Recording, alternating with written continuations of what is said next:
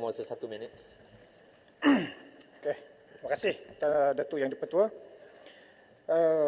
Saya menyatakan apakah pandangan kerajaan mengenai cadangan oleh beberapa ahli politik termasuklah ahli Parlimen Keningau berkenaan keperluan perjanjian baru bagi menggantikan Perjanjian Malaysia tahun 1963 dan apakah implikasinya kepada wilayah Sabah dan Sarawak sekiranya Perjanjian Malaysia tahun 1963 dibatalkan dan digantikan dengan sebuah perjanjian baru. Terima kasih.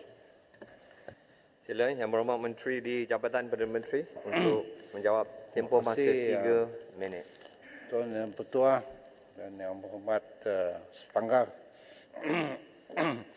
Perjanjian Malaysia 1963 dengan izin is a sacred and foundation document of the formation of the Federation of Malaysia, which means no MA 63, no Malaysia.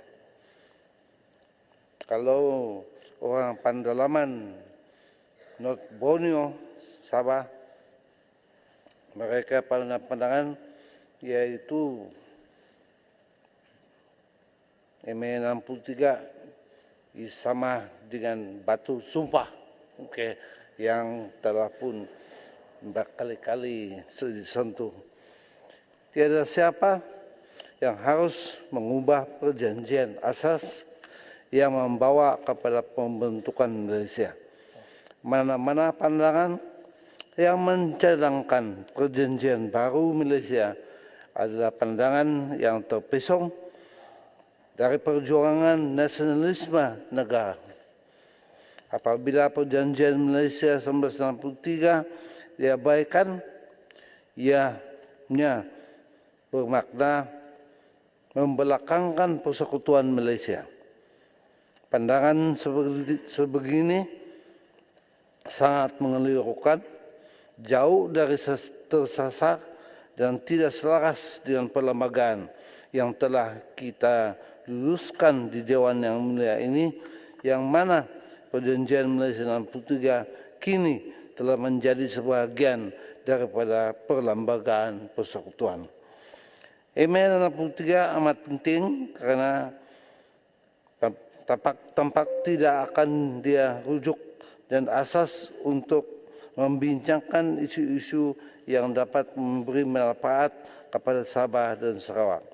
Kita harus memberi tumpuan kepada perkara seperti sama ada perkara yang dipersetujui semasa pembentukan Malaysia telah dipatuhi dan sama ada hak itu yang masih belum dipenuhi, maka tanggungjawab kita untuk bersama memastikan ia dilaksanakan, dan ini juga ditekankan dalam artikel 8 Perjanjian Malaysia dengan izin, and I read, the government of the Federation of Malaya, North Borneo and Sarawak will take such legislative, executive and other action as may be required to implement the assurances, undertakings, recommendations contained in Chapter 3 of the Annexes A and B of the report of the Intergovernmental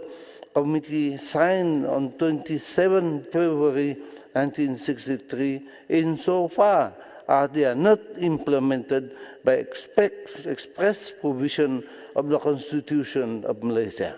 Kita harus bersatu padu membina untuk kekuatan, keamanan dan perpaduan di negara ini demi anak-anak dan cucu-cucu kita. Kita perlu elakkan bermain dengan semantik dan politik kerana ia akan membawa lebih kebaikan daripada kemunduran khas dari segi kesatuan dan kesepaduan keluarga Malaysia. Terima kasih.